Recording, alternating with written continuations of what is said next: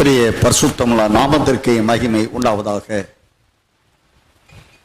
அன்பின் இரட்சணிய கண்மலையானவர் வருகைக்கு இறுதியான தீர்க்க தரிசனங்களை இந்த நாட்களிலே நிறைவேற்றி வருகின்றதை நாம் காணும் பொழுது, மோசேயை முதற்கொண்டு எல்லா தீர்க்க தரிசிகளாலும் உரைத்தது நிறைவேறி முடியும் காலம் வரைக்கும் அவர் சீயோனி சிங்காசனத்திலிருந்து புறப்பட மாட்டார் என்று ஆவியானவரால் அப்போஸ்தலர் 3ஆம் அதிகாரம் 21ஆம் வசனத்தில் நாம் வாசித்திருக்கிறபடி எல்லா தீர்க்க தரிசனங்களும் நிறைவேறி முடியும் தருவாயில் நாம் வாழ்ந்து கொண்டிருக்கிறோம். ஆகையினால் இவைகள் நிறைவேறி தீரும் காலத்தை பார்க்கிற பொழுது நாம் இதுகாரும் தியானம் செய்து வருகின்ற மத்தேயு 24ஆம் அதிகாரம் 13-14 வசனம் கடைசி தீர்க்க தரிசனங்களை சார்ந்ததாக இருப்பதை நாம் அறிந்தவர்களாய் அறிவிக்கப்பட்டவர்களாய் இருக்கிறோம். அந்த சத்திய வசனங்களை இந்த நாளில் உண்மையிலேயே ஆண்டவரிடத்திலே நான் நேற்று கேட்டேன், ஆண்டவரே, இது உலகத்திலே இந்த நாளில் லெண்ட் டேஸ் என்று சொல்லுகிறார்களே, துக்க நாட்கள் என்று சொல்லுகிறார்களே, 40 நாள். அதனால் உடைய சிலுவை பாடுகளை நாங்கள் தியானம் செய்கிற ஆண்டவரே என்ற அருமைய இரட்சகத்தில் நேற்று அடியான் கேட்ட பொழுது அருமைய இரட்சகர் சொன்னார், நான் போதித்து பிரசங்கித்து வருகிற முடிவான ரட்சிப்புக்கு உரியவர்களும் நான் நிறைவேற்றி முடித்த பாடும் மரணத்தை எவர்களில் அதை பின்பற்றி அந்த தீர்க்க தரிசனங்களை நிறைவேற்றுகிறார்களோ அவர்களே என்னுடைய விடியற்கால வெளிப்பாய கர்ப்பத்தில் பிறந்த யௌவன ஜனம்.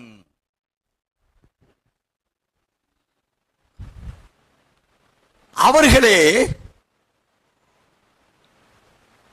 நான் எனக்கென்று சிருஷ்டித்த என்னுடைய ஜனம்.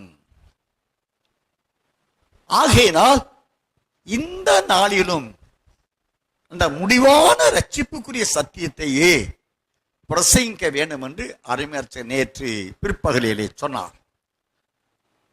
உங்களில் இந்த ஆவிக்குர் மண்டலத்தில் உள்ளவர்கள் கூட என்ன ஒரே வசனத்தவே போட்டு உருட்டிட்டு இருக்கிறாங்கன்னு கூட சொல்லலாம். அப்பாட்ட கேட்டு பாருங்க. ஆகையினாலே இந்த நாளிலும் மற்ற 24ஆம் அதிகாரம் 13-14 இந்த 2 வசனங்களை வாசித்து இந்த நாளிலும் தியானம் செய்ய அன்பின் அருள்நாதர் நமக்கு கிருபை புரிவாராக. வாசிக்கலாம். முடிவு பரியந்தம் நிலை நிற்பவனே ரட்சிக்கப்படுவான். ராஜ்யத்தினுடைய இந்த சுவிசேஷம் பூலகமெங்கும் உள்ள சகல சாதிகளுக்கும் சாட்சியாக பிரசங்கிக்கப்படும். அப்போது முடிவு வரும். முடிவு பரியந்தம் நிலை நிற்பவனே ரட்சிக்கப்படுவான். ராஜ்யத்துடைய இந்த சுவிசேஷம் பூலோகம் எங்கும் உள்ள சகல ஜாதிகளுக்கும் சாட்சியாக பிரசங்கிக்கப்படும். அப்போது முடிவு வரும். 13ஆம் வசனத்திலே முடிவான காலத்தில் வெளிப்படும் ரட்சிப்பை சுதந்திரித்துக் கொள்ள அந்த ரட்சிப்பின் பலனான நித்திய ரட்சிப்பு, நித்திய ரட்சிப்பின் பலனான நித்திய ஜீவன், நித்திய வாழ்க்கை, இவைகளை அடைந்து கொள்ள அந்நாள் வரைக்கும், அந்த முடிவான ரட்சிப்புக்குரிய நாள் வரைக்கும் எவர்கள் நிலைத்து நிற்கின்றார்களோ அல்லது அந்த முடிவான ரட்சிப்பை மாத்திர நோக்கியவர்களாய் எவர்கள் யௌவன ஜனமாய் வாலிபத்துவத்துக்கு ஒத்த ஜனங்களாய் தாவீதை குறித்து, இஸ்ரவேலர்களை குறித்து அல்லது யூதர்களை குறித்து விழுந்து போன தாவீதின் கூடாரத்தை நான் திரும்பவும் எடுத்து நாட்டுவேன். அப்பொழுது வாலிபன் எண்ணப்படுகிறவன் தாவீதை போல பலசாலியாவான். தாவீதை ஒரு வாலிபனாக தேவன் சொல்லுகிறார். அந்த ஜனத்தை முடிவான ரட்சிப்புக்கு என்றவர்கள் ஒரு வாலிபத்துவத்தை, அவர்கள் வயதானால் சரி, சிறுவர்களானால் சரி, முதியவர்களானால் சரி, வாலிபர்களானால் சரி, அவர்கள் அடைய காத்திருக்கக்கூடிய அந்த பிரதிபலன் முடிவான ரட்சிப்பு. அந்த முடிவான ரட்சிப்பை மாத்திரம் நோக்கி, அதை நோக்கி செல்லுகிறவர்கள் அவர்கள் ராஜ்யத்தின் புத்திரராவார்கள். நான் வேதத்திலே அவர் நல்ல நலங்களாவார்கள். மத்தேயு சுவிசேஷம் 13ஆம் அதிகாரம் 38ஆம் வசனத்தை வாசிக்கலாம். நிலம் உலகம் நல்ல விதை ராஜ்யத்தின் புத்திரர், கலைகள் பொல்லாங்கனுடைய புத்திரர். நிலம் உலகம் நல்ல விதை ராஜ்யத்தின் புத்திரர். இவர்கள் நல்ல நிலங்களாக இருப்பார்கள். அவர்கள் ராஜ்யத்தினுடைய புத்திரர்கள். ராஜ்யம் என்றால் பரலோக ராஜ்யம். மணவாளன் சந்திக்க எதிர்ந்து புறப்பட்ட 10 கன்னிகைகளுக்கான புத்தியுள்ள கன்னிகைகள், அந்த புத்தியுள்ள கன்னிகைகளான ராஜ்யம் என்ற மனவாட்டியாயிருப்பார்கள். ரோமருக்கு நிறுவம் 8ஆம் அதிகாரம் 19ஆம் வசனத்தில் வாசிக்கிறோம். மேலும் தேவனுடைய புத்திரர் வெளிப்படுவதற்கு சிருஷ்டியானது மிகுந்த ஆவலோட காத்துக் கொண்டிருக்கிறது. தேவனுடைய புத்திரர்களான தகுதி அடைகிறார்கள். தேவனுடைய சுதந்திரவாளிகளானவர்களாய் தகுதி அடைகிறார்கள். அதிநிமித்தமாய் அவர்கள் தேவனுடைய புத்திரராய் நல்ல நிலமாய் ராஜ்யம் என்ற பல்லோ ராஜ்யம் என்ற மணவாட்டி சபையாய் இவர்கள் யோவான் சுவிசேஷம் 15ஆம் அதிகாரம் 5வது வசனத்தை வாசிப்போம். நானே திராட்சை செடி, நீங்கள் கொடிகள். ஒருவன் என்னிலும் நான் அவனிலும் நிலைத்திருந்தால் அவன் மிகுந்த கனிகளை கொடுப்பான். என்னை அல்லாமல் உங்களால் ஒன்றும் செய்யக்கூடாது. நானோ மெய்யான திராட்சை செடி, நீங்கள் கொடிகள். அப்ப மெய்யான திராட்சை செடியாகிய இயேசுவோடு ஒன்றரை கலந்து கொண்டு அவரிலிருந்து கிளைகளாக வெளிப்பட்டவர் மெய்யான திராட்சை கொடிதானே. செடியோடு மெய்யான திராட்சை செடி என்றால் அதன் கிளைகள் எல்லாம் மெய்யான திராட்சை கொடிகள் தான். அந்த மெய்யான திராட்சை செடியிலிருந்து வெளிப்படைய மெய்யான திராட்சை கொடிகளில் நல்ல திராட்சம், அந்த திராட்சை தான் யோவான் 15:5 வசனத்தின் முடிவிலே நீங்கள் என்னில் நிலைத்திருக்கிறபடியால் நீங்கள் மிகுந்த கனிகளை கொடுப்பீர்கள். அவர்களாம் பூர்ணர்கள்.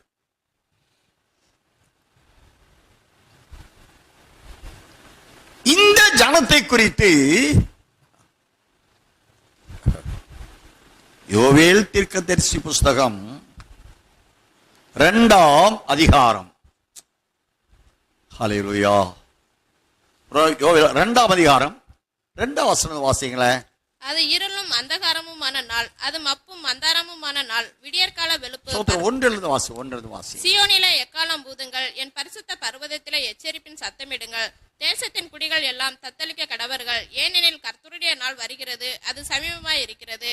அது இருளும் அந்தகாரமுமான நாள், அது மப்பும் அந்தாரமுமான நாள், விடியற்கால வெளுப்பு பர்வதங்களின் மேல் பரவுகிறது போல ஏராளமான பலத்த ஒரு ஜாதி தீவிரமாக வந்து பரவும்.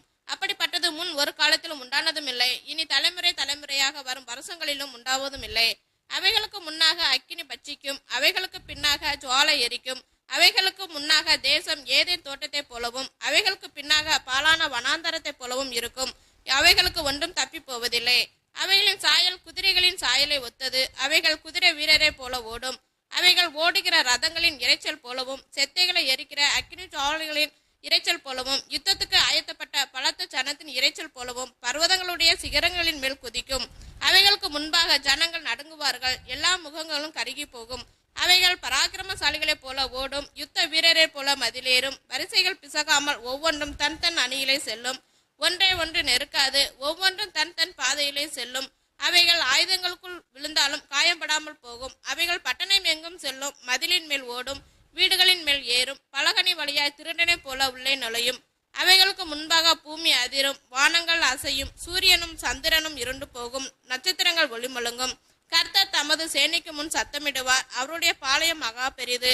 அவருடைய வார்த்தையின்படி செய்கிறதற்கு வல்லமையுள்ளது. கர்த்தருடைய நாள் பெரிதும் மகா பயங்கரமாய் இருக்கும். கர்த்தருடைய நாள் மகா பெரிதும் பயங்கரமான நாளாய் இருக்கும். அதை சகிக்கிறவன் யார்? அருமையான கர்த்தருடைய பிள்ளைகளே, இதே யோவேல் தீர்க்கதரிசி 1ஆம் அதிகாரம் 15ஆம் வசனம் வாசிங்களேன். அந்த நாளின் நிமித்தம் ஐயோ, கர்த்தருடைய நாள் சமீபமாய் இருக்கிறது. அது சங்காரம் போல சர்வ வல்லவரிடத்திலிருந்து வருகிறது. அருமையான கர்த்தருடைய பிள்ளைகளே, கர்த்தருடைய நாள் பெரிதும் மகா பயங்கரமாய் இருக்கும். அதை சகிக்கிறவன் யார் என்று சொல்லுகிறார்.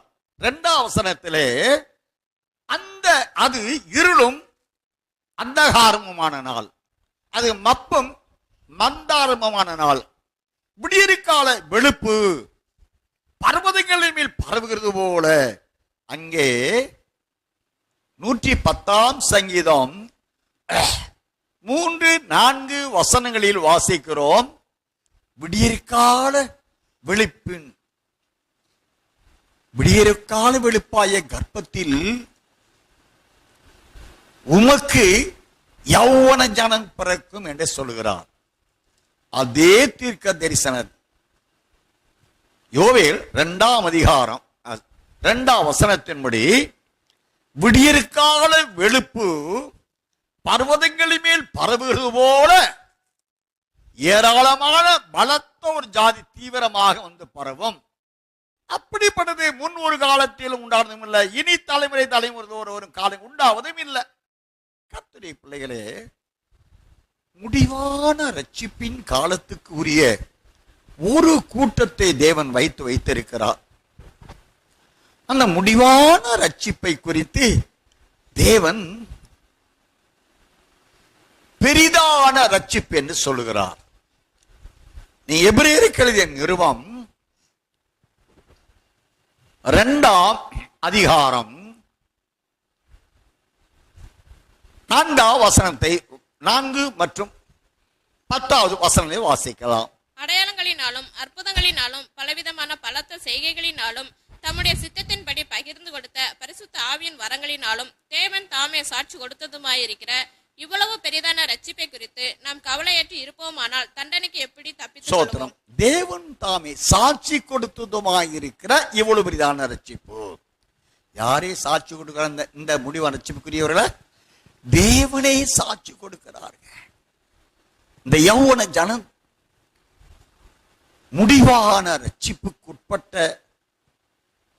இந்த பரிசுத்த ஜாதி. அதனாலதான் இந்த முடிவான ரட்சிப்பை குறித்த ராஜ்யத்தின் சுவிசேஷம் யார் மத்தியில் பிரசங்கிக்க சொல்றார், கட்டளையிடுகிறார். மத்த 24ஆம் அதிகாரம் 14ஆம் வசனத்தின்படி பூமியில சகல ஜாதிகளிடத்திலும் ராஜ்யத்தின் சுவிசேஷம் சாட்சியாக பிரசங்கிக்கப்பட அப்படி முடிவு வரும் சொல்லுகிறார். அப்ப இந்த முடிவான ரட்சிப்பை குறித்து தேவனே சாட்சி கொடுக்கிறார். தேவனே சாட்சி கொடுத்ததும் அந்த சாட்சி கொடுக்கப்பட்டவர்கள் அடைந்து கொண்ட ரட்சிப்பு அவர்களுக்கு ஒரு பெரிதான ரட்சிப்பாக இருக்கிறது.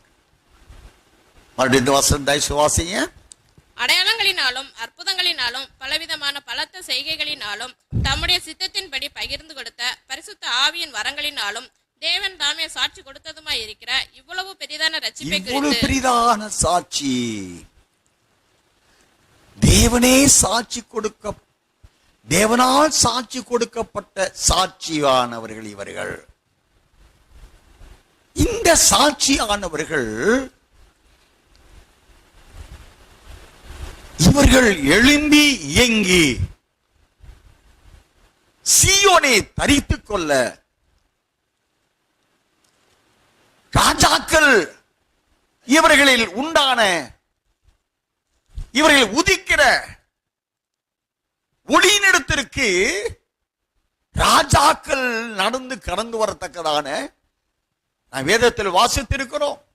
எசேயா 60ஆம் அதிகாரம் 1-2 வசனங்களிலே எழும்பு சீயோனை எழும்பு உன் ஒளி வந்தது என்று சொல்கிறார்.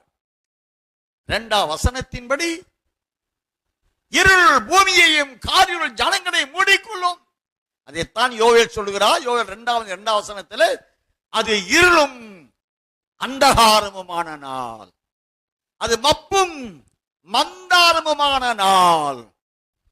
இயேசு மகாராஜா சொல்றாங்க. யோவான் சுவிசேஷம் 9ஆம் அதிகாரம் 4ஆம் வசனம் சொல்றாரு, பகற்காலம் இருக்கு வரைக்கும் நான் கிரியை செய்கிறேன், ஒருவரும் கிரியை செய்யக்கூடாது, ராக்காலம் வருகிறது. கர்த்தருடைய பிள்ளைகளே, யோர்தான் புரண்டு வரப்போகிறது.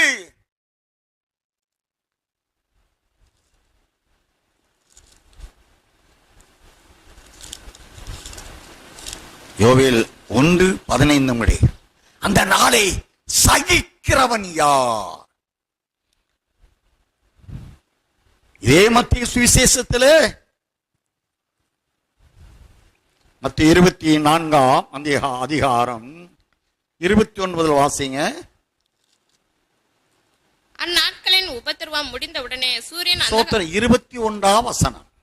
ஏனெனில் உலகம் உண்டானது முதல் இதுவரைக்கும் சம்பவித்திராததும் இனிமேலும் சம்பவியாதுமான மிகுந்த உபத்திரவம் அப்பொழுது உண்டாயிருக்கும். அந்நாட்கள் குறைக்கப்படாதிருந்தால் ஒருவனாயிலும் தப்பி போவதில்லை. தெரிந்து கொள்ள ஒருவனாயிலும் அந்த நாள் குறைக்கப்படாதிருந்தால் அந்தி கிறிஸ்துவின் 7 ஆட்சி, அது முதல் 3 ஆண்டுகால உபத்திரவ கால ஆட்சி ஆனாலும் சரி, பின் 3 ஆண்டுகால மகா உபத்திரவ கால ஆட்சி ஆனாலும் சரி, ஒருவனும் தப்பித்துக் கொள்ள முடியாது. ஏனென்றால் அந்த நாட்களில் தேவன் அவரை தப்பிவிப்பது எல்லாம் அவரவருடைய நீதியின் கிரிகளின்படி அல்ல, அவர்களுடைய பராக்கிரமத்தின் கிரிகளின்படி அல்ல. அருமையான சொல்லுகிறார். சகரியா தீர்க்கதரிசி புஸ்தகம் 4ஆம் அதிகாரம் 6ஆம் வசனத்தை வாசிப்போம். அப்பொழுது அவர் செருபாபேலுக்கு சொல்லப்படுகிற கர்த்தருடைய வார்த்தை என்னவென்றால், பலத்தினாலும் அல்ல பராக்கிரமத்தினாலும் அல்ல, என்னுடைய ஆவியினாலே ஆகும், என்னுடைய ஆவியினாலே மாத்திரமாகும். எவன் ஒருவன் தன் சுய நீதியை, சுய பலத்தை, சுய அறிவை, சுய பரிசுத்தத்தை அடைந்து கொண்டேன் என்று சொல்ல இயலாது. தேவனுடைய ஆவியானவருடைய இரக்கங்களின் நிமித்தமாய், தேவனுடைய மனது உருக்கங்களின் நிமித்தமாய் அவரை யாருக்கு இந்த கிருபையின் காலத்தில் அழைத்து, அதாவது இந்த கிருபையின் காலம் முடியும் தருவாயில் அழைத்து ரட்சணிய நாள் என்ற இந்த முடிவான காலம் நாம் 1 கொரிந்தியர் வாசிக்கிறோம். 1 கொரிந்தியர் 5ஆம் அதிகாரம் இந்த வசனம் சொல்றேனா, இது இப்பொழுது அனுகிரகமான காலம் என்றே ரட்சணிய நாள். வாசிங்க. அனுக்கிரக காலத்திலே நான் உனக்கு செவி கொடுத்து ரட்சணிய நாளிலே உனக்கு உதவி செய்தேன் என்று சொல்லி இருக்கிறாரே, இதோ இப்பொழுதே அனுக்கிரக காலம், இப்பொழுதே ரட்சணிய நாள். சோத்ரம் 2 கொரிந்தியர் 6ஆம் அதிகாரம் 2ஆம் வசனம். அனுக்கிரக காலத்தில் நான் உனக்கு செவி கொடுத்து ரட்சணிய நாளிலே உனக்கு உதவி செய்தேன் என்று சொல்லி இருக்கிறாரே, இதோ இப்பொழுதே அனுக்கிரக காலம், இப்பொழுதே ரட்சணிய நாள் என்று சொல்லுகிறார். அப்போ இந்த கிருபையின் காலம் என்ற இந்த நாட்களிலே எவர்கள் தேவனுடைய இரக்கத்தை பெற்றவர்களாய் ஆவியானவரால் வரும் காலத்திற்கென்று அந்தத்தில் எபேசியர் 6:12 13 வசனங்களின்படியாய் தீங்கு நாட்களிலே பொல்லாதவனை சாத்தானை எதிர்த்து நிற்கத்தக்கதாக தேவனுடைய சர்வாயுத வர்க்கங்களை தரித்துக் கொள்ளும்படி எவர்களை எபேசியர் 6:12 ஆயத்தப்படுத்துகிறார், அறிவிக்கிறாய். எபேசியர் 6:12 நாம் மாம்சத்தோடு ரத்தத்தோடு மட்டுமல்ல, அதிகாரங்களோடு துரைத்தனங்களோடு வான மண்டல பொல்லாத ஆவியின் சேனைகள் நம் போராட்டம் உண்டு. போராட்டம் அட் பிரசன்ட் டயத்தில் இல்ல, உண்டு, எதிர்காலம். அதற்கென்று 13 எபேசியர் 6:13 தீங்கு நாட்களில் அவனை எதிர்த்து நிற்கத்தக்கதான ஒரு யௌவன ஜனமாய், ஒரு பரிசுத்த ஜனமாய், யுத்த சுத்துவத்தை உடைய தேவ ஜனமாய் எவர்களை தேவன் கிருபின் காலத்திலே அழைத்து அவரை ஆயத்தப்படுத்துகிறாரோ, இந்த கிருபின் காலத்திலே தேவ கிருபைதான் மண்ணான மனுஷனை தகுதிப்படுத்தி ரட்சணிய நாள், அந்த நாள் 7 வருட புறஜாதிகளுக்கு முதல் 3 ஆண்டு காலங்களே அவர்களுக்கு ரட்சணிய நாள் என்றால், இந்த யௌவன ஜனத்திற்கு தேவன் நியமிக்கப்பட்ட நித்திய ரட்சிப்பானது அந்த கிருபையின் காலத்திலே ஆயத்தமானவர்களை ஆவியானவர் மகிமையின் மறுரூப சாயலாக்கி வெளிப்படுத்த 12 அதிகாரம் 7 2 வானத்திலே கொண்டு போய் விடுகிறார். விட்ட நிலையில் அவர் ஆவியானவர் அமைதலாகிக் கொள்கிறார். அப்படின்னால் அந்த நாட்களில் வலுசற்பவன் சார்ந்தவர்களோடு யுத்தம் செய்து அவர்கள் இருந்தடம் காணப்படாமல் அவருடைய வெற்றி பூமியில் தள்ளப்பட்ட இது நிமித்தமாய் இவர் ரட்சிப்பு பூர்ணமடைகிறது. அப்ப அந்த ரட்சிப்புக்கு உரியவர்கள் ஆயத்தமாக கிருபையின் காலம் அவர்களை தாங்குகிறது. அந்த நாட்களில் கிருபை முடிந்து விட்டது. அந்த கிறிஸ்து என்றைக்கு ஆட்சி ஆரம்பிக்கின்றானோ அப்பொழுதே கிருபை நிறைவு பெற்று விடுகிறது. அதன் பிறகு இந்த கிருபையின் காலத்தில் சத்தியத்துக்கு செவி கொடுத்து நல்லவர்கள், புத்தியுள்ளவர்கள் ஆவியானவரால் ஆவியாயிருக்கிற கர்த்தருடைய சாயலை அணிந்து கொண்டு அவருடைய முழு பலத்தினாலே இவர்கள் அழைத்து செல்லப்பட்டு 2 வானத்திலே நிலைநிறுத்தி யுத்த புருஷர்களாக விடுகிறார். அங்கேதான் இவர்கள் அடைந்த முடிவான ரட்சிப்பின் பலன். நீ வெளிப்படுத்த 12 அதிகாரம் 10 வாசித்திருக்கிறோம் பல முறை. அவனை வெற்றி பூமியிலே தள்ளின வேலைகளை இப்பொழுது ரட்சிப்பும் வல்லமையும் ராஜ்யம் உண்டாயிருக்கிற பரலோகத்திலிருந்து சத்தம் வாசிங்க. அப்பொழுது வானத்திலே ஒரு பெரிய சத்தம் உண்டாகி, இப்பொழுது ரட்சிப்பும் வல்லமையும் நமது தேவனுடைய ராஜ்யமும் அவருடைய ரட்சிப்பு அப்பொழுதுதான் நிறைவேறுகிறது. அதனால அந்த ரட்சிப்பை அருள்நாதர் சொல்லுகிறார் முடிவான ரட்சிப்பு என்று சொல்லுகிறார். அது நித்தியமான ரட்சிப்பு என்று சொல்லுகிறார். அது பெரிதான ரட்சிப்பு என்று சொல்லுகிறார். நீங்க எபிரேயர் 2 அதிகாரம் 10 வாசிங்க தயவு செய்து.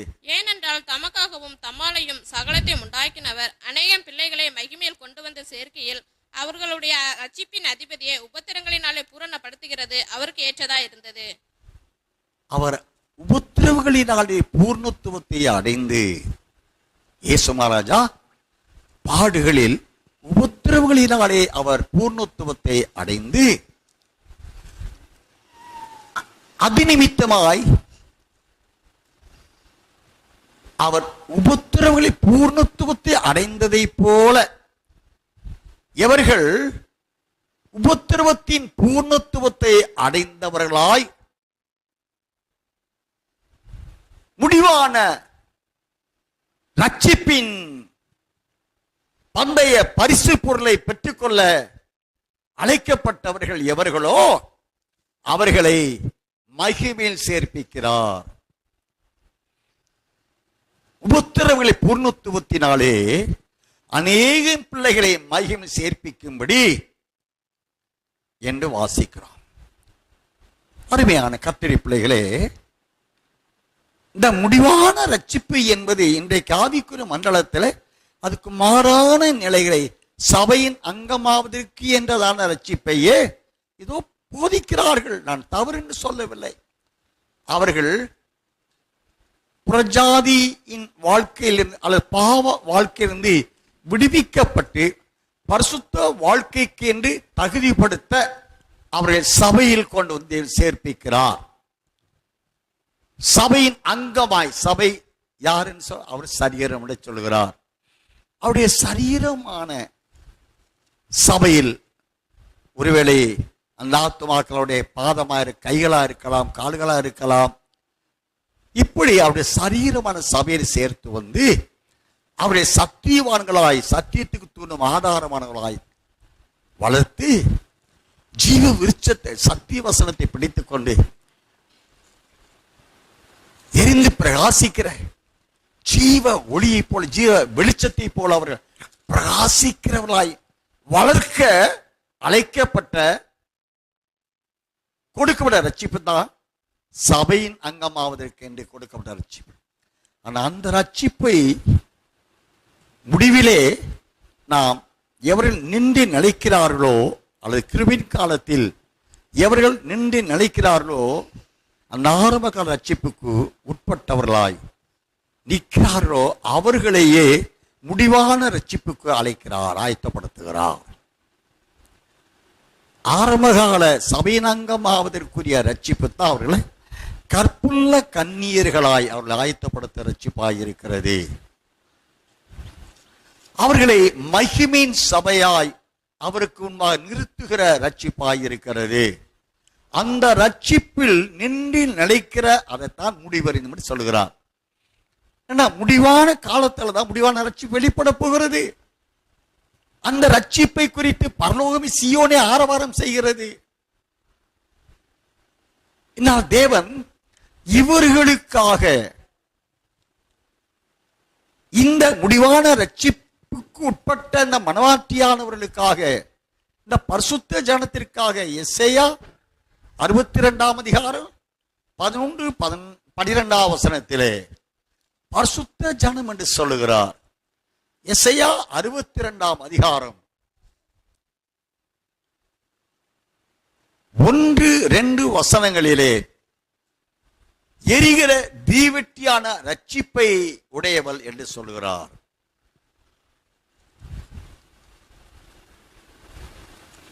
எசேயா 43 அதிகாரத்திலே 21 வாசியங்களே, இந்த ஜனத்தை எனக்கென்று ஏற்படுத்தினேன், இவர்கள் என் துதியை சொல்லி வருவார்கள். இந்த ஜனத்தை எனக்கு என்று ஏற்படுத்தினேன், இவர்கள் தான் என் துதியை சொல்லி வர. வேற ஒருத்தர் துதி சொல்ல முடியாது. காரணம் அவங்க முடிவான ரட்சிப்புக்குரியவர்கள் அல்ல. இந்த ஜனமடி எப்பத்தான் ஏற்றுக்கொள்கிறாருங்க? இந்த கிருபிங்காலத்தில் உள்ளவர் சுத்தவான்களுக்கு அல்ல. இருளும் அந்தகாரம் அப்பும் அந்தாரமான காலத்திலே எவர்கள் பொல்லாங்கனை வீழ்த்துகிறார்களோ அவர்களைத்தான் என் ஜனம் என்று சொல்லுகிறார். தெளிவா சொல்லு வசனம், ஒன்னும் மறைவு இல்லை. ஆவிக்குரிய மண்டலமே, வெளிப்படுத்தல் 21 அதிகாரம் 7 வசனம் வாசிக்கிறோமே, ஜெயங்கொள்ளுகிறவன் எவனோ அவன் எல்லாவற்றையும் சுதந்திரித்துக் கொள்வான், நான் அவர்கள் தேவனாய் இருப்பேன், அவருடைய ஜனங்களாய் இருப்பார்கள். அந்த ஸ்லாக்கியத்தை அடைவதற்குத்தான் முடிவான ரட்சிப்புக்கு தகுதி அடைவதற்கு அவர்களை தகுதிப்படுத்துகிற, ஆயத்தப்படுத்துகிற தேவ திட்டத்தின்படியாகத்தான் அந்தத்தில் நடப்பிக்கிற காரியம். ஏசாயா 46 10-11 வசனங்களை நான் வாசிக்கிற பொழுது அந்தத்தில் நடப்பிக்கிற அந்த காரியத்தை நிறைவேற்றி முடிக்கிறவர்களுக்கு தேவனாய் முடிவான ரட்சிப்பை வைத்திருக்கிறார். அப்ப இந்த ஜனத்தை எனக்கு என்று ஏற்படுத்தினேன்னு சொன்னா அந்த ஜனத்துக்குத்தான், அவர்கள்தான் தேவன் சத்தியத்தை கைக்கொள்ளும் ஜனம் என்று ஏற்றுக்கொள்கிறார். ஏசாயா 26 2வது வாசிங்கள. சத்தியத்தை கை கொண்டு வருகிற நீதியுள்ள ஜாதியை உள்ளே பிரவேசிப்பதற்காக அவர்களைத்தான் உள்ளே அனுமதிக்கிறார் சபை சீயோனுக்குள்ள. அதான் வெளிப்படை 20:14 சொல்லுகிறார். ஜீவ பரிசுத்தின் அதிகாரம் உள்ளவர்களாவதற்கும் வாசல் வழியை உள்ளே பிரவேசிப்பதற்கும் என் கட்டளை கற்பனை கைக்குறவான் பாக்கியவான் அங்கே சொல்லுகிறார். வசனத்தை, இந்த வசனம் எப்பத்தான் உங்களை ரட்சிப்பு கொடுத்தேன் தெரியுங்களா? கிருபின் காலத்தில் இந்த வசனத்தை கொண்டு ஆயத்தப்பட்டு விரும்புகிறார். அந்த ஆயத்தப்படுகிற அந்த சபையின் அங்கமாவதுக்குரிய ரட்சிப்பு கிருபின் காலத்தில் உங்களை பக்குவப்படுத்தி வளர்த்து இறுதிய முடிவான ரட்சிப்பு விளிம்பில கொண்டு போய் உங்களை விடுது. அவர்களை தேவன் முடிவான ரட்சிப்புக்கு என்று தகுதிப்படுத்துகிறார். அப்போ அந்த முடிவான ரட்சிப்புக்குரியவர்கள் அவர்களுக்கு உரிய நியமிக்கப்பட்ட தேவ சித்தம் மனுஷர் மத்தியிலே தேவனுடைய வாசஸ்தலமாய் இருப்பாங்க. நாம் வெளிப்படுத்தல் 21ஆம் அதிகாரம் 3-4 வசனங்களின்படி அவர்கள் மனுஷர் மத்தியிலே தேவனுடைய வாசஸ்தலமாய் இருப்பாங்க. அவர்கள் தேவனோடு இருப்பாங்க, தேவனும் அவர்களோடு இருப்பார், எந்தனைக்கு அவர்களோடு இருப்பார். வாசிங்க. மேலும் பரலோகத்திலிருந்து உண்டான ஒரு பெரு சத்தத்தை கேட்டேன். அது இதோ மனுஷர்களிடத்திலே தேவனுடைய வாசஸ்தலம் இருக்கிறது, அவர்களிடத்திலே அவர் வாசமாய் இருப்பார், அவர்களும் அவருடைய ஜனங்களாய் இருப்பார்கள். தேவன் தாமே அவர்களோட கூட இருந்து அவர்களுடைய தேவனாய் இருப்பார். தேவன் தாமே அவர்களோடு கூட இருந்து. இது நீங்க மற்ற 28ஆம் அதிகாரம் 19 வசனத்துக்கு போனீங்கன்னா, நான் உலகத்தின் முடிவு வரைந்து உங்களுடைய கூட இருப்பேன். யாரோட? அப்போஸ்தலரோடு சொல்லுகிறார். உலகத்தின் முடிவு வரைந்தும் நான் கட்டளையிட்டு யாவையும் அவர் கைக்கொள்படி அவர் உபதேசித்து பிதாகுமார் பரிசுத்தாவின் நாமத்தினால் ஞானஸ்நானம் கொடுத்து சீசலாக்குங்கள். இந்த உலகத்தின் முடிவடைந்தும் நான் உங்களுடனே கூட இருக்கிறேன். இப்போ கூட இருக்கிறேன். நீ யோவான் 14ஆம் அதிகாரம் வாசித்தா, என்றைக்கு உங்களோடு கூட இருக்கும்படியான சத்தியாவியாகிய பரிசுத்தாவியனை உங்களை தேற்றவாளை அனுப்புறேன்னு சொல்லுகிறார்.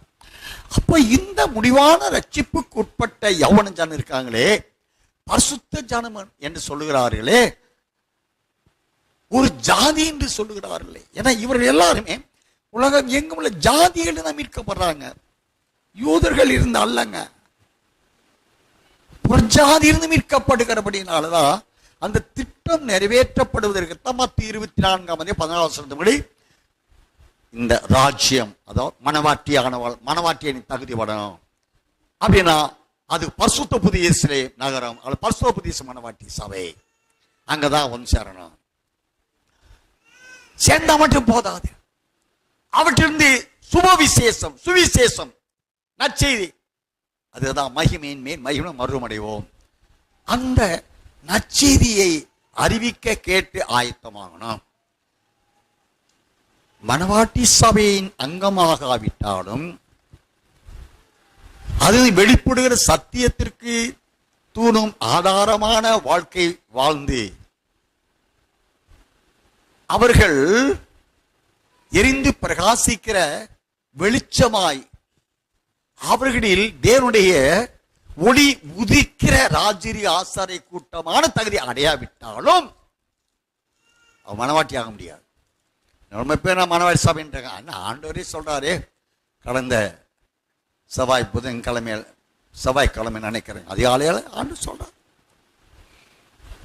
ஒரு தோட்டம் போன வாரம் இதே கருத்தை தான் வலியுறுத்தினார்.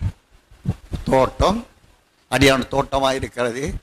இந்த தோட்டத்துடைய தென் கடைசி பகுதியிலே இந்த ரைட்ல ஒரு வயல், லெப்ட்ல ஒரு வயல்.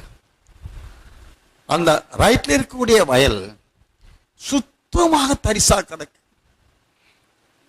வறண்டு தீந்து போனோம் வயலா இருக்கு. வயல் என்றாலே தோட்டம் என்றால் சபைங்க, பரிசுத்த புதிய எருசலேம் மனவாட்டி சபை. அதில் உள்ள நிலம் என்றால் ஆத்துமாக்கள். அந்த வயல் சுத்தமா பரிசா போச்சுங்க. நான் போறேன், கிணற்று இருந்து தண்ணீர் வர மோட்டாரை எடுத்து விட்டு வாய்க்கால் தண்ணி வருது. அந்த தரிசு நிலத்தை போய் பாய்ச்சறதுக்காக வாய்க்கால்லாம் நான் சரிப்படுத்தி, வாய்க்கால் என்பது ஊழியம் அல்லது ஊழியர்கள், நான் அது வழியத்தான் தண்ணி போகணும். 4ஆம் அதிகாரத்துல முத்திரிக்கப்பட்ட நீரூற்று இருக்கே, வேலியடிக்கப்பட்ட தோட்டம் இருக்கே, அவற்றில் முத்திரிக்கப்பட்ட நீரூற்று எடுத்து வாய்க்கால் வழியாய் நிலங்கள் போகணும்னு சொல்லி வாசிக்கிறோம். 4ஆம் அதிகாரத்தை வாசிங்களேன். என் சகோதரியே, என் மனவாளியே, நீ அடைக்கப்பட்ட தோட்டமும் மறைவு கட்டப்பட்ட நீரூற்றும் முத்திரிக்கப்பட்ட கிணறுமாய் இருக்கிறாய். அங்கிருந்து வாசிக்கிறீங்க நீங்க.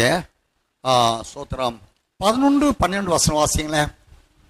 என் மனவாளியே, உன் உதடுகளிலிருந்து தேன் ஒழுகுகிறது, உன் நாவின் கீழ் தேனும் பாலும் இருக்கிறது, உன் வஸ்திரங்களின் வாசனை லீபனோனின் வாசனைக்கு ஒப்பா இருக்கிறது. என் சகோதரியே, என் மனவாளியே, நீ அடைக்கப்பட்ட தோட்டமும் மறைவு கட்டப்பட்ட நீரூற்றும் முத்திரிக்கப்பட்ட கிணறுமாய் இருக்கிறாய். உன் தோட்டம் மாதுளஞ்செடிகளும் அருமையான கனி மரங்களும் மருதோண்டி செடிகளும் நலத செடிகளும் நலதமும் குங்குமமும் தோட்டங்களுக்கு நீரூற்றும் ஜீவ தண்ணீரின் துறவும் லீபனோனிலிருந்து ஓடி வரும் வாய்க்கால்களும் உண்டாயிருக்கிறது. தோட்டங்களுக்கு நீர், தோட்டம்னா சபைகள், தோட்டங்களுக்கு பல சபைகள், பல சபைகளுக்கு நீரூற்றினால் வேதவசனம். தோட்டங்களுக்கு நீரூற்றும் யாரு? மணவாடி சபை. அநேக சபைகள் இருக்கும், தோட்டங்கள். அந்த தோட்டங்கள சபைகளுக்கு நீரூற்று, இந்த முத்திரிக்கப்பட்ட நீரூற்றுக்கு பாருங்களேன், தண்ணி. தண்ணி என்றால் வேதவசனம். அந்த வேதவசனம் எப்போ? கடைசி நாட்களில் வேறு ஒருவருக்கும் அந்த கிணற்றில் சுரந்து வருகிற நீரூற்றோ சொன்ன கடை யாருக்குத்தான்? மணவாட்டிக்கு என்று அது முத்திரைப்பட சீர் பண்ணியாச்சு. மணவாடி சபையை தவிர வேறு எந்த சபைக்கும் இந்த சத்திய கடைசியால சத்தியம் தெரியாது, அறிவிக்கப்படாது. தேவ திட்டங்க. ஆனபடியினாலே தோட்டங்களுக்கு சபைகளுக்கு முடிவான காலத்தில் இருக்க சபைகளுக்கு நீரூற்றுங்க. நித்திய சுவிசேஷ ராஜ்யத்தின் சுவிசேஷம் மனவாட்டியாய் ஆயத்தமாவதற்கு உரிய சத்திய வசனங்களை, அது எதுங்க? ஜீவ தண்ணீரின் துறவு. துறவு என்றால் கிணறுங்க. இந்த வாய்க்கால் ஜீவ தண்ணி, ஜீவன், நித்திய ஜீவனை தரக்கூடிய வேத வசனங்கள் அந்த துறவாகிய கிணற்றில ஊறுது. அதை உறிஞ்சி எடுத்து வாய்க்கால் வழியாய் லீபனோடு இருந்து ஓடி வரும் வாய்க்கால். Lebanon, Lebanon, Lebanon. லீபனோன்ல என்ன இருக்கு? செழிப்பான போஸ்ராவின் ஆடுகள் உரிய ஆகாரம் அந்த லீபனோன் மலையில இருக்கு. அந்த லீபனோனின் தலைகளில் மிகுந்த சத்து இருக்கிறதுனால அது அந்த தலைகளில் புசிக்கிற ஆடுகள் போஸ்ராவின் ஆட்டை போல இருப்பார்கள். அப்படின்னா பூர்ண ரூபவதியான சத்தியம் இந்த லீபனோன் மலையில். லீபனோன் மலை என்றால், மலை என்றாலும் சபதா அங்கே கிடைக்கிறது. அந்த லீபனோன் இருந்து ஓடி வரும் வாய்க்கால்கள். எங்கிருந்து இந்த வாய்க்கால் ஊழியம் எங்கிருந்து ஓடி வருது? புஷ்டியான ஆகாரம். பவுல் சொல்லுகிறார்களே, நீங்க என்ன பால் குடிக்கிற குழந்தைகளாக இருக்கிறீர்களே, பலமான ஆகாரத்தை புசிங்க சொல்றாரு. அப்போஸ்தலன் பவுல் பலமுள்ள ஆகாரம், அதான் பரிசுத்தத்தை உடைய ஆகாரம், அந்த கிறிஸ்துவின் நிறைவான பூர்ண பரிசுத்தத்தை அணிந்து கொண்ட மகிமுள்ள சபையாக ஆவியாக இருக்கிற கர்த்தருடைய அதே சாயல் அணிந்து கொண்டவர்களாய்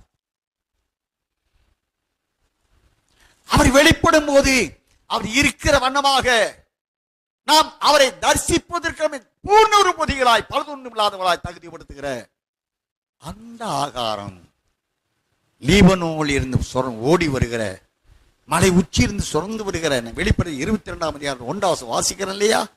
அந்த தண்ணீர் சிங்காசனத்துக்கு அடியில் புறப்பட்டு வருகிறது. எசேக்கியேல் 47ஆம் அதிகாரம் 1 வசனங்கள் வாசிக்கிறோம்.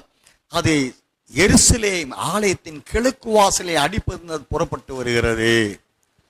அருமையான கர்த்தருடைய பிள்ளைகளே, இந்த தண்ணீர் ஓடுகிற வாய்க்கால் சும்மா ஓடாதீங்க. வாய்க்கால் வெளிதான் போகணும். வாய்க்கால் ஊழியர்கள் அந்த ஊழியர்கள் வழியாய், அந்த ஊழியத்தின் வழியாய் வாய்க்கால் உண்டாயிருக்கும். வாடையே எழும்பு, தென்றலே வா, அந்த பிசின்கள் வழிய தோட்டத்தில் சபையில் வீசு. என் நேசர் தம்முடைய தோட்டத்துக்கு வந்து தமது அருமையான கனி புசிப்பாராக.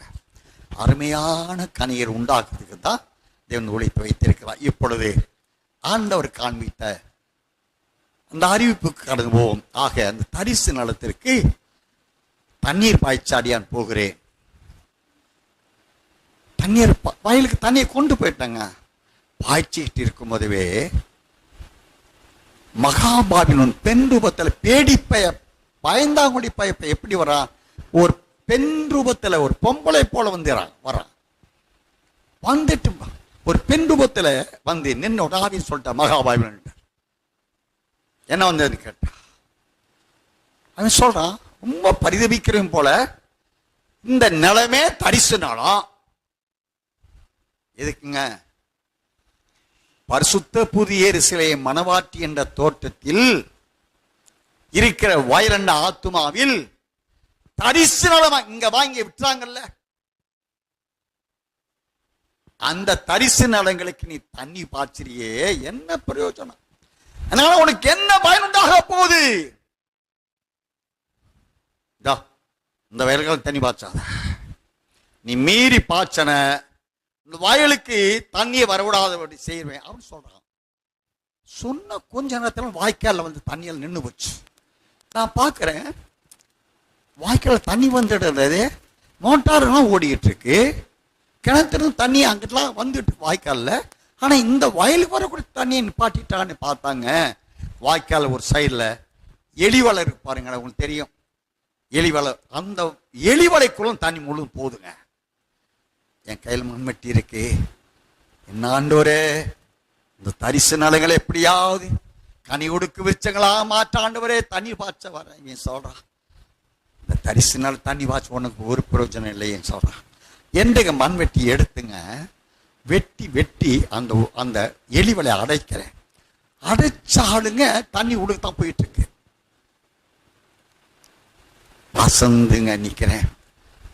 அந்த தோட்டத்தின் லெஃப்ட் சைடில் இருக்கிற ஒரு நிலம் வயல். அந்த வயலை பார்த்தா உழுது பண்படுத்தி விதைகள் விதைத்து பயிருங்க, எனக்கு 6 அடி உயரத்துக்கு வளர்ந்த பயிருங்க. அப்படிதான் அதுக்கு முன்னாடி பார்த்து தண்ணி பாய்ச்சிக்கிட்டு இருக்கேன். ஆனா பாய்ச்சின வளர்ந்த அந்த பயிர்கள் காய்ந்து தீந்து ஒன்றுமே இல்லாம வெறும் நிலமான் இருக்கு. நான் கத்திர ஆண்டவரை, இவ்வளவு கஷ்டப்பட்ட ஆண்டவரை, இந்த நிலத்துல உழுது விதை விதைத்து வாய்க்கால் போட்டு வளர்ந்ததே இந்த பயிர் பூரா கருகி போச்சு ஆண்டவரை. வயதான ஒரு அருமை அரைச்சகர் அவர் கையிலங்க மறுபடியும் ஒரு இந்த விதைக்கிற இது ஒரு பாத்திரம் வச்சிருப்போம், அதுக்குள்ளதான் விதையை போட்டு விதைப்பாங்க. அந்த பாத்திரத்தை வச்சுட்டு வரேங்க. மகனே, நான் இப்போ விதைக்கட்டான்றாரு. எப்பா முடியலப்பா என்னால, நீ இந்த வயல்ல நீங்க தானே வச்சு சாத்தம் பூரா கறி வச்சுட்டானே, மறுபடியும் நீங்க விதைக்கிறீங்களா? சரி விதைக்கலாம், விதைக்க, நான் நீர் பாய்ச்ச ரெடிப்பா என்று சொல்லும் பொழுது நீ என்ன நினைப்பீங்களோ அருமையரைச்சு கண்ணீர் விடுகிறார். நீ விதைக்கலாம் விதைங்க, நான் நீர் பாய்ச்ச ரெடி. உங்களுக்கு அர்த்தம் புரியும் நினைக்கிறேன். புரியாவிட்டா புரிஞ்சுக்க. ஜபத்தின் மூலமா பூரா செவிட்டு விடீங்களா இருக்கிறீங்க. ஒருத்தரா சாட்சியும் ஜீவிதம் இருக்கா? கர்த்தரை பார்க்க அவரோட உறவாட, அதுதான் முடிவான அர்ச்சிப்பு. வாயாறு பேசுற மாசம் ஆண்டு பிரசங்கிக்கிறார். ஒருத்தரால் உணர்வு இன்னைக்கோட சரி. ஊழியர்கள் விசுவாசிகளுக்கு போய் ஜிப்பாவை ட்ரெஸ்ஸை கழட்டி போட்டோன்னு உலகம் பிரயோஜனம் இல்லை. என்னைய அப்பா உங்களே நீங்க ஏமாத்திக்கிறீங்க நரகத்துக்கு போறதுக்கு போட்டு. அப்பங்க ஆண்டவர் நான் விதைக்கிறேன்னு சொல்றாரு.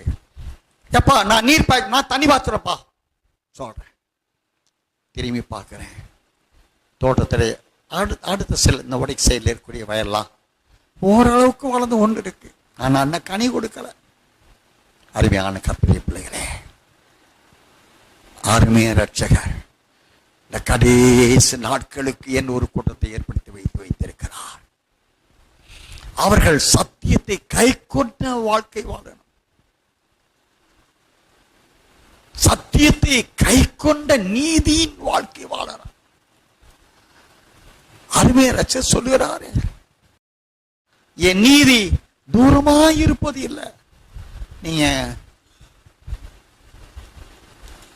ஏசாயா 46 அதிகாரம் 10-11 வசனம் வாசிங்களேன். அந்தத்தில் உள்ள 11 முதல் வாசிங்க. உராஞ்சுகிற ஒரு பட்சியை கிழக்கில் இருந்தும் என் ஆலோசனை நிறைவேற்றும் மனுஷனே தூர தேசத்தில் இருந்தும் வரவழைக்கிறாரா இருக்கிறேன். அதை சொன்னேன், அதை நிறைவேற்றுவேன், அதை திட்டம் பண்ணினேன், அதை செய்து முடிப்பேன். முரட்டு இருதயம் உள்ளவர்களே, நீதிக்கு தூரமானவர்களே, எனக்கு செவி கொடுங்கள். என் நீதியை சமீபிக்க பண்ணுகிறேன், அது தூரமாய் இருப்பதில்லை. என் ரட்சிப்பு தாமதிப்பதில்லை. நான் சீயோனில் ரட்சிப்பையும் இஸ்ரவேலுக்கு என் மகிமையும் கட்டளையிடுவேன். உராஞ்சியர் ஒரு பட்சியை கிழக்கிருந்தும் என் ஆலோசனை நிறைவேற்றும் மனுஷனை தூர தேசத்தில் வரவழைக்கிறவராய் இருக்கிறேன். அதை சொன்னேன், அதை நிறைவேற்றுவேன், அதை திட்டம் பண்ணினேன், அதை செய்து முடிப்பேன். முரட்டு இருதயம் உள்ளவர்களே, நீதிக்கு தூரமானவர்களே, எனக்கு செவி கொடுங்கள். நான் நீதியை சமீபிக்கிறேன். நீதி என்னங்க அர்த்தம்? பரிசுத்தவான்களுடைய நீதிகளே. இந்த நீதி வஸ்திரம் யாருக்கு தரிப்பிக்கிறார்? மனவாட்டியானவளை தரிப்பிக்கிறார். அப்படின்னா மனவாட்டியானவளை ஆயத்தப்படுத்தும் அந்த ஊழியம், அந்த சபை, சத்தியம் சமீபமாயிருக்கு. அது தூரமாயிருப்பதில்லை. என் நீதியை சமீபிக்க பண்ணுகிறேன், அது தூரமாயிருப்பது இல்லை. என் ரட்சிப்பு தாமதிப்பதில்லை. அது திட்டம் பண்ணிட்டாரு, அது நிறைவேற்றியே முடிப்பார். என் ரட்சிப்பு தாமதிப்பது இல்லை. நான் சீயோனில் ரட்சிப்பை இஸ்ரவேலுக்கு என் மகிமையை கட்டளையிடுகிறேன். சீயோனின் ரட்சிப்பையும் இஸ்ரவேலுக்கு என் மகிமை கட்டளையிடுகிறேன். அருமையான கர்த்தருடைய பிள்ளைகளே, இந்த சத்தியத்தை, முடிவான ரட்சிப்பை இந்த ஆவிக்குரிய மண்டலம் எங்குமுள்ள நீதிமான்கள், பரிசுத்தவான்கள், சத்தியவான்கள் அணிந்து கொண்டாலே, அந்த நீதியின் வஸ்திரத்தை தரித்து கொண்டாலே, எசையா 61 அதிகாரம் 10 வசனத்திலே என் ரட்சிப்பின் வஸ்திரத்தை உடித்து விட்டு நீதியின் சால்வையை தரிப்பித்தேன் என்று சொல்லுகிறார். அந்த முடிவான ரட்சிப்பை, அந்த வஸ்திரம், அதான் ரட்சிப்பின் வஸ்திரம். அதுதான் நாம் மகிமையின் மேல் மகிமடைந்து மறும் அடைவதற்குரிய முடிவான ரட்சிப்பின் வஸ்திரம். அந்த வஸ்திரத்தை ஆண்டவர் தரிப்பிக்கிறார். மனவாட்டிக்கு தரிப்பித்து அவருக்கு நீதி சால்வையை அவர் போர்த்துவிக்கிறார். சத்தத்தை கேட்கிற அருமையான கர்த்தருடைய பிள்ளைகளே, இந்த நிலையை பூர்ணமான இந்த மகிமையின் மறுரூப ரட்சிப்பை அணிந்து கொள்வதற்கு என்று நியமிக்கப்பட்ட இந்த முடிவான ரட்சிப்பை அடைந்து கொள்ள நான் வேதத்திலே வாசித்திருக்கிறோம். லூக்கா சுவிசேஷம் 24 அதிகாரம் 26 வாசிங்க. மோசே முதலிய சகல தீர்க்கதரிசிகளும் எழுதின வேத வாக்கியங்கள் எல்லாவற்றிலும் தம்மை குறித்து சொல்லியவைகளை அவர்களுக்கு விவரித்து காண்பித்தார். பாருங்க, கிறிஸ்து இவ்விதமாய் பாடுபடவும் தமது மகிமையில் பிரவேசிக்க வேண்டியதில்லையா என்று சொல்லி மோசே முதலிய சகல தீர்க்கதரிசிகளும் எழுதின வேத வாக்கியம் எல்லாவற்றிலும் தம்மை குறித்து சொல்லிய வேளை அவர்களுக்கு விவரித்து காண்பித்தார். எஸ் மகாராஜா குறித்து என்ன சொன்னார்? தீர்க்கதரிசி எல்லாம் கிறிஸ்து பாடுபடவும் பாடுகளில் ஜெயம் பெற்ற நிமித்தமாய் மகிமையில் பிரவேசிக்க வேண்டியதாமே. இதுதான் தீர்க்க தரிசனம்.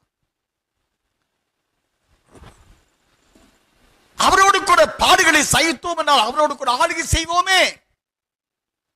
அருமையான கர்த்தருடைய பிள்ளைகளே, நாம் பல வசனங்கள் நாம் அறிந்தலாய் இருக்கிறோம், போதிக்கப்பட்டு இருக்கிறோம். அப்போஸ்தலர் 3:21 வாசிங்களேன். 3:21.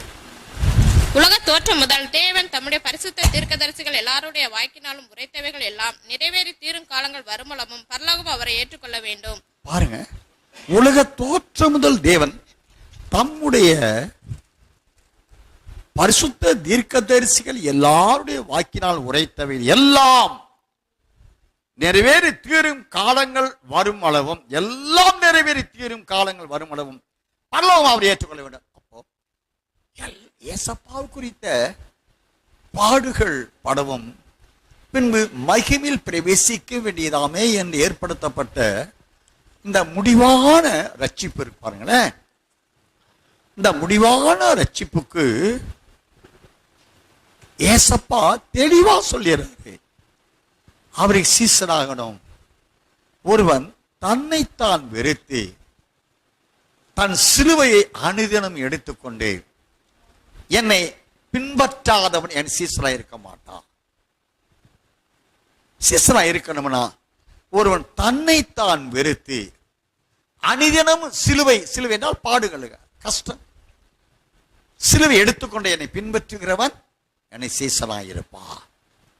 நான் அவனுக்கு பிதாவாய் இருப்பேன். அப்போ முடிவான காலத்தில் தேவனை சந்திக்க ஆயத்தப்படுகிறதற்கு தீர்க்கர்கள் மூலமாய் அறிவிக்கப்பட்ட தீர்க்க தரிசனங்கள் எல்லாமே நித்தியத்திற்கு போக வேண்டும் என்றால் பாடுபடவும் பின்பு மகிமையில் ஏறெடுக்கப்படணும். சும்மா யாரும் போக முடியாதுங்க. ஒருத்தருக்கு ஒரு சர்ச்சை கட்டி கொடுத்தா ஒரு காணிக்க போட்டேன், கர்த்தர் உங்களுக்கு நன்மை செய்கிறார், தினந்தோறும் உங்களுக்கு புசிப்புக்கு ஆகாரமும் உடுத்துவதற்கு வஸ்திரத்தையும் இருப்பதற்கு வீட்டையும் கொடுக்கிறார், கல்விக்கெல்லாம் ஞானவரங்கள் சுகமான ஆரோக்கியத்தை கொடுக்க, அதுக்காக நீங்க காணிக்க செலுத்துறீங்க. இதை வச்சு அவர் செய்யறதுக்கு பிறகு நீங்க கொடுத்துறீங்க. அங்க போகணும்னா தேவன் ஏற்படுத்தி இருக்கிற பாதை பாடுபடவும் பின்பு மகிமை ஏறெடுக்கப்படும். அந்த சத்தியத்தை பேஸ் பண்ணி தான் அருமை ரட்சகர் சங்கீதம் 45 சங்கீதம் 13 வாசியான 13. ராஜகுமாரத்தி உள்ளாக பூரண மகிமை உள்ளவள், அவள் உடை பொற்சரிகையா இருக்கிறது. பாருங்க, ராஜகுமாரத்தி உள்ளாக பூர்ண மகிமை உள்ளவள், அவளுடைய பொற்சரியார். 14 வாசிங்க. சித்திரை தையலாடை தரித்தவளாய் ராஜாவின் இடத்தில் அழைத்துக் கொண்டு வரப்படுவாள். அவள் பின்னாலே செல்லும் அவளுடைய தோழிகளாகிய கன்னிகைகள் உம்மிடத்தில் கூட்டிக் கொண்டு வரப்படுவார்கள். பாருங்களேன், அவர்கள் மகிழ்ச்சியோடு களிப்போடு வந்து ராஜ அரண்மனைக்குள் பிரவேசிப்பார்கள். இப்போ ராஜகுமாரத்தி என்றால் மணவாட்டி. ராஜகுமாரத்தி அந்த அரண்மனையில் மகிழ்ச்சியோடு பிரவேசிக்க அப்படின்னா சீயோனில் மகிழ்ச்சியோடு என்றால் இப்பொழுது நாம் சந்தோஷப்பட்டு கலியுற கடவோ என்னால் ஆட்டுக்குட்டியான கல்யாணம் வந்தது அப்படின்னா அந்த ரகசிய வரிகளே ஆண்டவரோடு சேர்ந்து கொள்ளக்கூடிய அந்த நிகழ்வு எப்படி இருக்கும்னா அங்கே தேவன் தாமே ஆரவாரத்தோடும் தேவன் தாமே சத்தத்தோடும் பிரதான தூதனுடைய சத்தத்தோடும் தேவன் தாமே எக்காலத்தோடும் கர்த்தர் தாமே ஆரவாரத்தோடும். பாருங்க, பிரதான தூதன் எக்காலம் ஊதுறார், தேவன் தாமே சத்தத்தோடு கர்த்தர் ஆரவாரம் பண்ணுகிறார். அப்ப எவ்வளவு மகிழ்ச்சி பாருங்களேன். அதனாலதான் நான் சந்தோஷத்தோடு கலியுறக்கணும் சொல்லுகிறார். அங்கிருந்து வரங்க. அப்படி மணவாட்டியானவள் இவை எப்படி எழும்புகிறான்னா ஆசாலியில் இருந்து ஏற்கனவே மகிமின் மறுரூபத்தை அடைந்த மணவாற்றிக்காலே அவை எப்பொழுது நாம் புரிந்து கொள்ள சொன்னால் பிணம் எங்கேயோ கடுகுகள் வந்து அங்கே கூடும். அருமைய ரட்சகர் அங்கே நமக்காக பலியான நேசருடைய வாசனை, அந்த பிண வாசனை, இந்த பாடுகளின் வாசனை, பாடுகளின் மூலமாய் பிதாவுடைய மகிமை அணிந்து கொண்ட அந்த வாசனை எங்கிருந்து வருகிறது என்பதை மணவாட்டியான ஆசாள் என்று பார்த்து கொண்டே முகர்ந்து கொண்டே இருக்கிறார். அவரும் லீபனோனின் வாசனைக்கு ஒப்பான உன் வஸ்திரம் லீபனோனின் வாசனைக்கு ஒப்பான, எங்கிருந்து லீபனோன் வாசனைக்கு ஒப்பான நீதிமான்கள் மணவாட்டியே இருக்கு. ஆசாளர் அவருக்கு அந்த வாசனை அங்கே போகும்.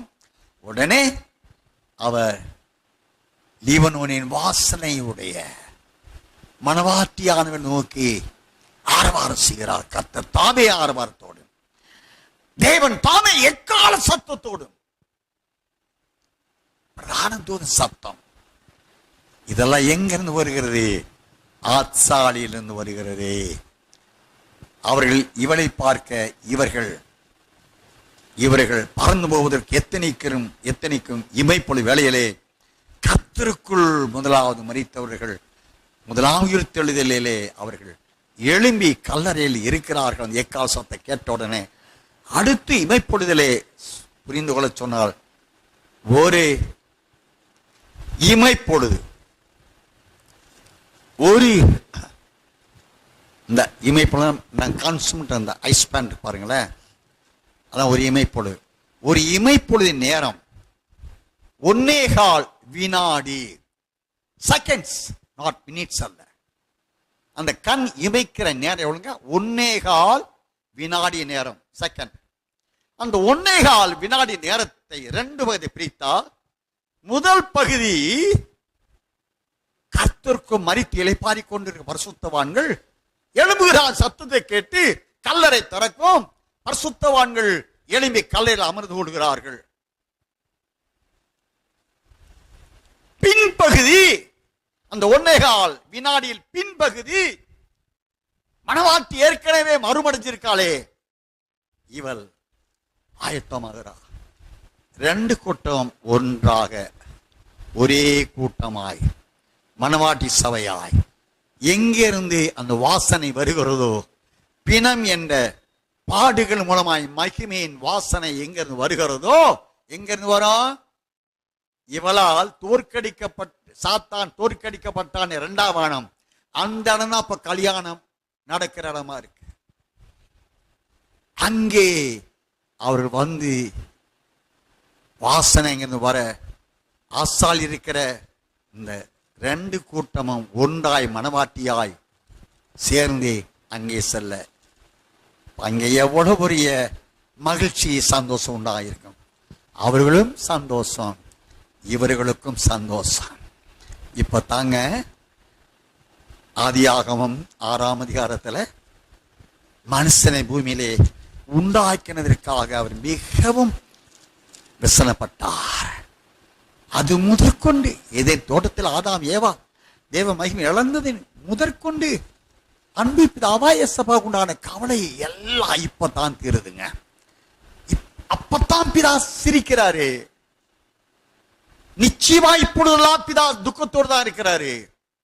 அருமை ரட்சகர் பரிசுத்த ஆவியா தேவனும் வாக்கு கடங்காத பெருமூச்சோடு பரிசுத்தவான்களை குறித்த தேவனுடைய சித்தம் நிறைவேறத்தக்கதாக பிதாவிடத்தில் இறைமகனும் வாக்கு கடங்காத பெருமூச்சோடு வேண்டுதல் செய்து கொண்டிருக்கிறார். 8ஆம் அதிகாரத்தை வாசித்திருக்கிறோம். அருமையான கர்த்தருடைய பிள்ளைகளே, பிதா துக்கத்தோடு தான் இருக்கிறார். ஊடமான ஏதாவது உத்தமர்கள் நீதிமான்கள் ஆயாச்சுன்னா அதை குறித்து கொஞ்சம் பரலோகத்தில் சந்தோஷம் வரும். ஆத்துமா ரட்சிக்கப்பட்ட நிமித்தமாய் பரலோகத்தில் மிகுந்த அந்த ஒரு ஆத்மா மீட்கப்படுதா அங்கே சின்ன சந்தோஷம். அடுத்தாற்பட பிதா துக்கம்தான், தேவதூதகணங்கள்லாம் துக்கம்தான். எப்பத்தான் நிறைவான மகிழ்ச்சி வெளிப்படும் தெரியுங்களா? நாம் சந்தோஷப்பட்டு கழிகிறோம் கடவோ எங்க பரலோகத்தில் உண்டான சத்தம்.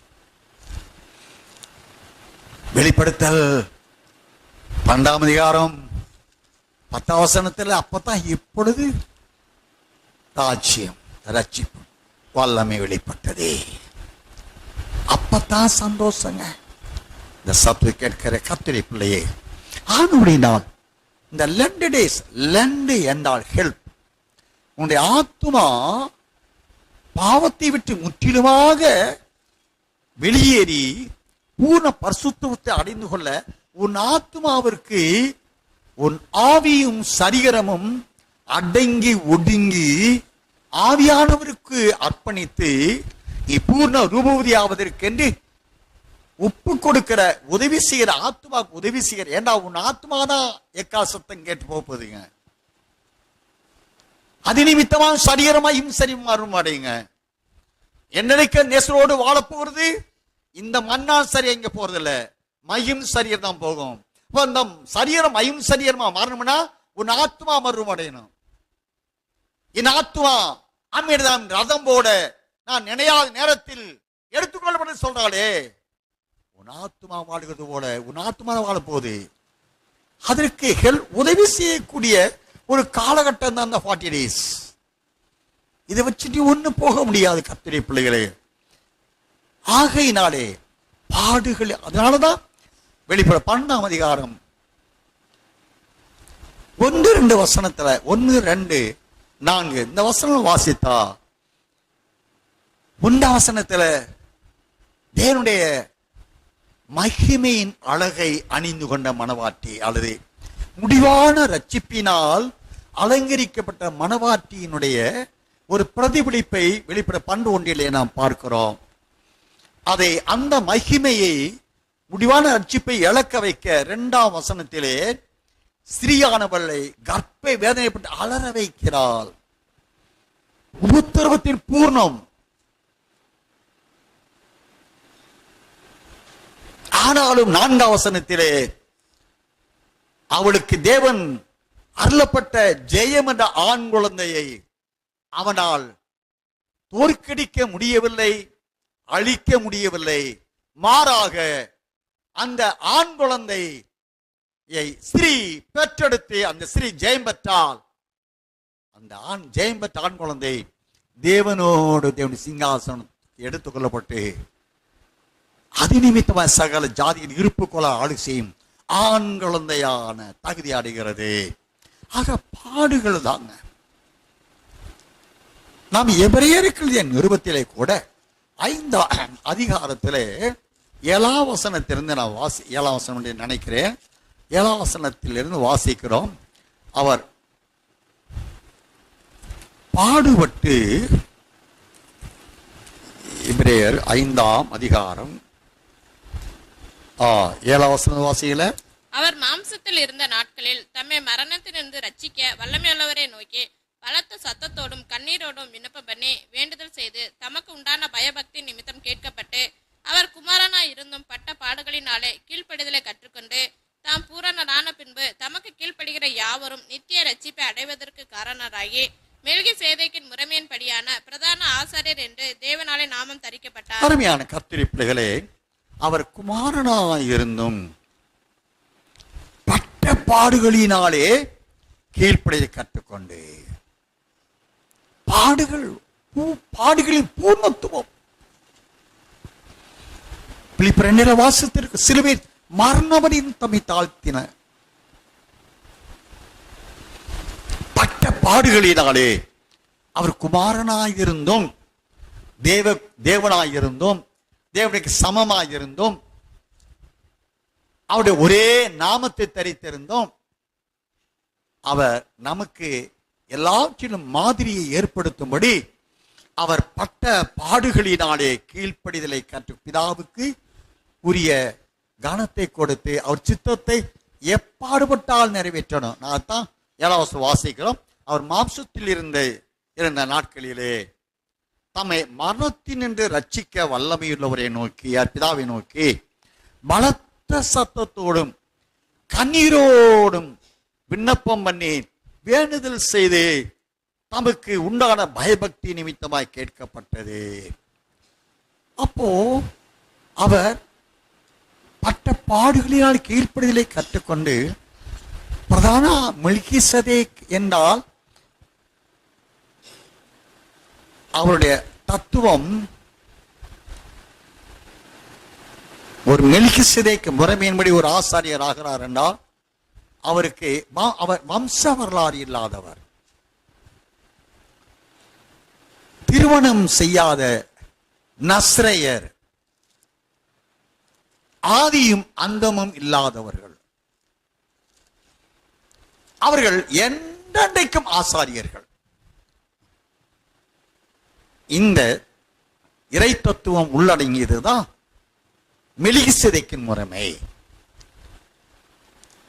தாயின் தகப்பன் கிடையாது. இப்ப நமக்கு தாயின் தகப்பன் யாருங்க? தாயின் தகப்பன் யாருங்க? பெற்றெடுத்தவங்க, பாவத்தில் உருவெடுத்து பெற்றவங்க. நமக்கு தாயின் தகப்பன் யார்? அப்பா கேட்கிறேன், எனக்கு தகப்பனும் தாய் யார்? மரியாதை சொல்றாரா? யோசேப் சொல்றாரா? என் பிதாவின் சித்தத்தின் செய்கிறவனே எனக்கு தகப்பனும் தாயும் சகோதரியுமாயிருக்கிறான். நம்ம தகப்பனும் தாய் யாருங்க? அப்பா பிதாவின் கூப்பிடுறோம் இல்ல, சும்மா கூப்பிடுறோமா? அவர் தாம் சொந்த ரத்தத்தை உண சிந்தி அந்த 30 வெள்ளிக்காசுக்கு விற்கப்பட்ட அந்த ரத்தத்தினாலே உங்களை கிரயத்திற்கு வாங்கி அவருடைய பிள்ளைகளாகும்படியான அதிகாரத்தை, தகுதியை பாடுகளின் நிமித்தமாய் ஜெயம் பெற்றவர்களாக்குகிறார். அப்ப அவர்தான் நமக்கு தகப்பனும் தாயும். உன் தகப்பனும் தாயும் கைவிடுகிறவர்கள். நீ நல்லா இருக்கிற வரை சம்பாதிச்சு கொடுக்கிற வரைக்கும் அப்பா மகனே மகளே, நீ ஒரு நாள் படுத்துக்கிட்ட அப்படியே கை கழுவிடுவாங்க. ஆனா அந்த தகப்பனும் எப்பொழுதும் உன் நேசராக இருப்பார். உன் தகப்பனும் தாயும் கைவிட்டாலும் நான் உன்னை சேர்த்துக்கொள்ள. எல்லா வசனம் நமக்கு தெரியும். அதனால நமக்கு தகப்பனும் தாயும் அவர்தான். நாம் எந்த வம்சம்? இன்னைக்கு அடிச்சுக்கிறாங்க சபையில, நான் அந்த ஜாதி இந்த ஜாதி. வம்சவர்களா இல்லாதவர்கள். அருமையான கர்த்தருடைய பிள்ளை, அருமையான ரட்சகர். தேவி கோத்திரத்தை தான் அவர் அப்புறம் ஆசாரித்துவத்துக்கு ஏற்படுத்தினார். ஆனால் அதை உடைக்கிறதுக்காக லேவி கோத்திரத்தை சார்ந்த அத்தனை பேர் திருடர்களா மாறினாங்க. ஆரோன் முதற்கொண்டு அத்தனை பேர் விக்கிர ஆரான் வர்றதுக்கே காரணம் யாருங்க? ஆரோன் தான். அத்தனை ஆசாரியர்கள் லேவி கோத்திரத்தார் அழைப்பை அற்பமாயினே அழிந்து போனார்கள். அதனால அப்பா அந்த கோத்திரத்தை அடிக்கிறதுக்காக அவர் யூதா கோத்திரத்தை தெரிந்து, யூதா கோத்திரத்தில் உள்ளவங்களா யுத்த வீரர்கள்.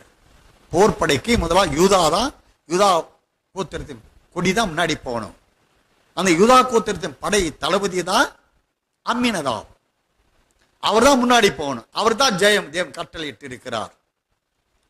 அந்த கோத்திரத்தில் ஏன் ஆண்டு பிறந்தார் என்றால் அங்கதான் போர் வீரத்துவத்தின் நிமித்தமாய், யுத்தம் செய்கிறது நிமித்தமாய், சிலுவையிலே உபத்திரவத்தின் பூர்ணத்துவத்தை ஜெயமாக விழுங்கினது நிமித்தமாய் மரணம் ஜெயமாக விழுங்கப்பட்டது.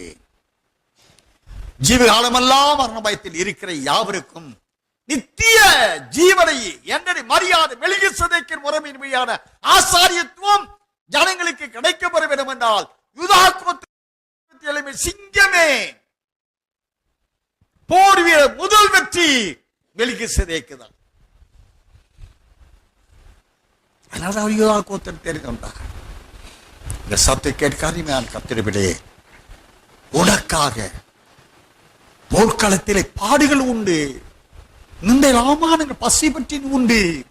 அவைகள் மத்தியிலே நீ வேதத்தில் எசேக்கியேல் தீர்க்கதரிசி புத்தகம் 16ஆம் அதிகாரம் 13ஆம் வசனத்தை வாசிங்களேன். அங்கே நீ சித்திர தையலாடை உடுத்தி வாசிங்களேன். இவ்விதமாய் பொன்னினாலும் வெள்ளியினாலும் நீ அலங்கரிக்கப்பட்டாய். உன் உடுப்பு மெல்லிய புடவையும் பட்டும் சித்திர தையலாடையுமா இருந்தது. மெல்லிய மாவையும் தேனையும் நெய்யையும் சாப்பிட்டாய்.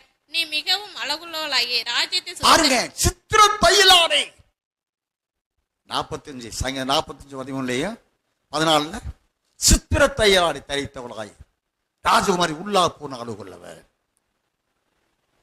உணப்பட்ட 6:10 கொடிகள் பறக்கும் படை போல் கடி உள்ளவர்.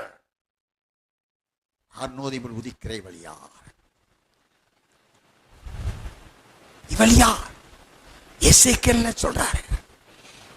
சித்திர தையலாடை உடுத்தி இவ்வளவாய் நீ மிகவும் அழகுள்ளவளானாய், மிகவும் அழகுள்ளவளானாய். வெளிப்படுத்தல் 12ஆம் அதிகாரத்தில் 14ஆம் வசனத்தில் சிறியான வனாந்தரத்திற்கு பறந்து போனார். அது நிமித்தமாய் உணரப்பட்ட நாடு 7:10 1 வசனத்திலே, என் பிரியமே, என் உபவதியே, என் மனவாளியே என்ற தகுதியை அவள் அடைந்து கொள்ள தேவன் ஏற்றுக்கொள்கிறார். இந்த சப்தத்தை கேட்கிற அருமையான கர்த்தருடைய பிள்ளைகளே, முடிவான ரட்சிப்பே மனுக்குலத்திற்கு நித்திய ரட்சிப்பா இருக்கிறது. அந்த நித்திய ரட்சிப்புக்கு உட்பட்டவர்கள் எவர்களோ அவர்கள் தான் மரணத்தை ஜெயித்தவர்கள்.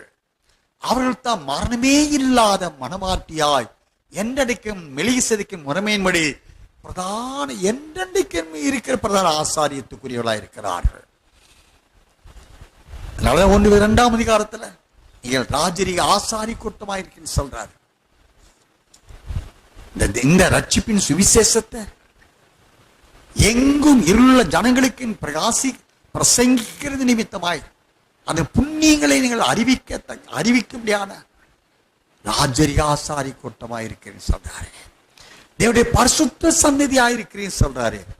இந்த சத்தத்தை கேட்கிற அருமையான கர்த்தருடைய பிள்ளையே, இந்த ராஜ்யத்தின் சுவிசேஷத்தின் மூலமாய் மக்களுக்கு இந்த ராஜ்யம் என்ற பரிசுத்த புதிய மனவாட்டி சபையை தேவன் எழுப்பினபடி, நாம் ஆராதிக்க சபையை பற்றி நான் சொல்லவில்லை.